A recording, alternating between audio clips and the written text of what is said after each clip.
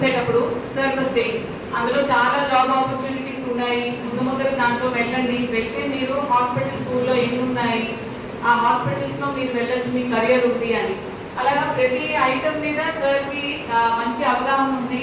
పిల్లలు కూడా botany zoology ఏమంటారు ఈ సబ్జెక్ట్స్ చదివేటప్పుడు, బయోటెక్నాలజీ సబ్జెక్ట్స్ చదివేటప్పుడు మీ కెరియర్ ఆపర్చునిటీస్ ఎలా ఉన్నాయి అనేది కూడా మీరు ఆలోచించాలి. ఒక ప్రాజెక్ట్ ఖచ్చితంగా మనం పాస్ అయ్యేటప్పుడు మార్కుల కోసమనే మనం పాస్ అవుతాం, కానీ మన అల్టిమేట్ ఏంటి, ఖచ్చితంగా ఒక మంచి ఉద్యోగం చేయాలని కదా.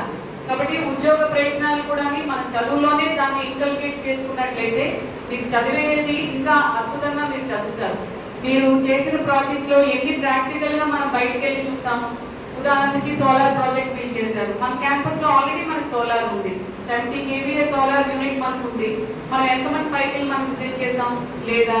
టౌన్లో ఉన్నాయి, చాలా మంది ఇళ్ళ మీద పెట్టుకొని ఉన్నారు, వాళ్ళకి వెళ్ళి మనం ప్రాక్టికల్గా వెళ్ళి విజిట్ చేసామా? చిన్నవి ఇవన్నీ ఏంటంటే లైఫ్ స్కిల్స్ అంటాం మనం.